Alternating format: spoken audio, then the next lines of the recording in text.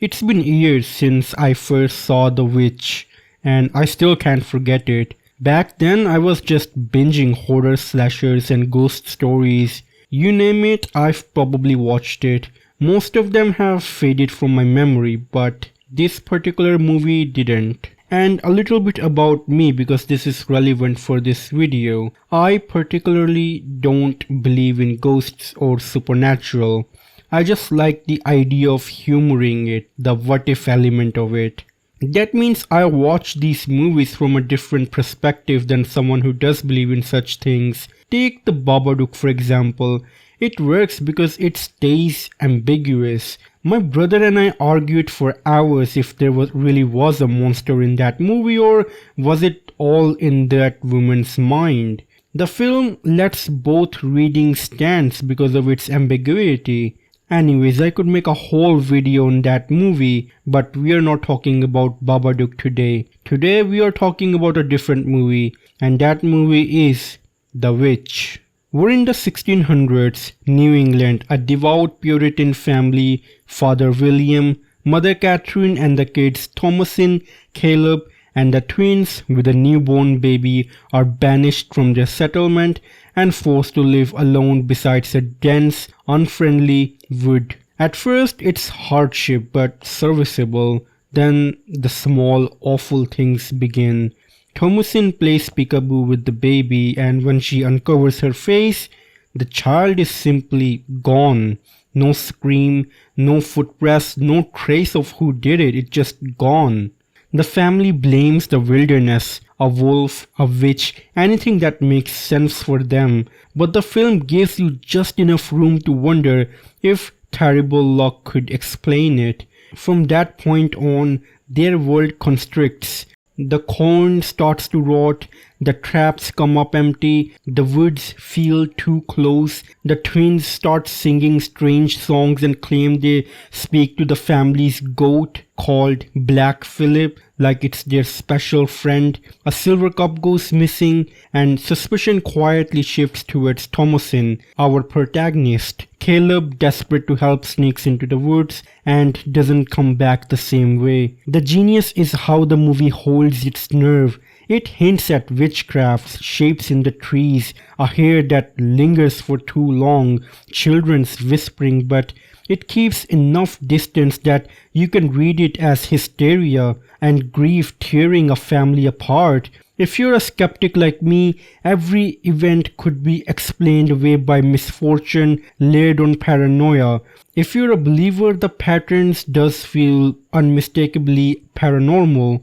The film walks that razor's edge and never blinks. For most of the runtime, I could still explain things away. No ghosts, no coven, just a strand of tragedy snapping the family one by one. It's bleak, it's suffocating, but it's still plausible. And then it leads to the most unforgettable moment I've ever experienced in a horror movie. Thomasin is isolated, accused, and out of options. She turns to the barn's black goat, or Black Phillip if you will.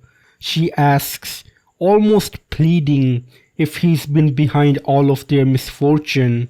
Of course, there's silence because it's a goat, an animal, and animals simply don't start talking just because you believe in it. She lowers her guard, defeated, and starts to turn away, and then a voice speaks, low, intimate, and impossible.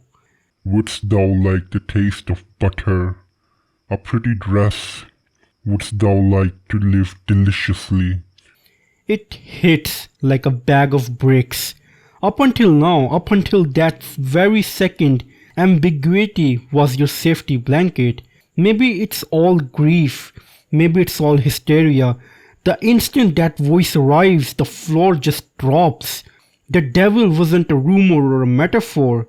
He's behind you, in that stall, the whole time, wearing a goat's shadow. Black Phillip tempts Thomasin with simple, physical, worldly promises, comfort, warmth, a life without fear or hunger. She follows him into the woods, sheds the last layer of her old life, and finds a circle of women gathered around a fire. The scene turns from a dread to a kind of a terrible elation, chants rising, bodies lifting, and Thomason finally levitating among them. It feels like a liberation and damnation at the same time. That's why this movie branded itself into my brain. It isn't a cheap jump scare, it's patience, pressure, and implication until one decisive revelation detonates everything you thought about what the story might be. The scare isn't loud, it's not a jump scare like most horror movies. Rather, it's a confirmation that your worst fear is true. The devil isn't a myth, that the devil is behind you. And once you hear that voice, you just can't go back to your normal world. The film takes your rational explanations and quietly, calmly removes them, unlike most horror movies that keep using loud noises and jump scares to scare you. This was a quiet, calm moment, a sort of confirmation that yes, this is real.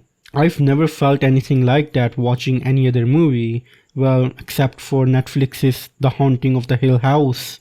That show is one of my favorites ever, and it probably deserves its own appreciation video. But for now, what do you think about The Witch? And do you have any recommendations I should watch next? Well, with that said, let me know your thoughts in the comments down below, and as always, it's time for a goodbye.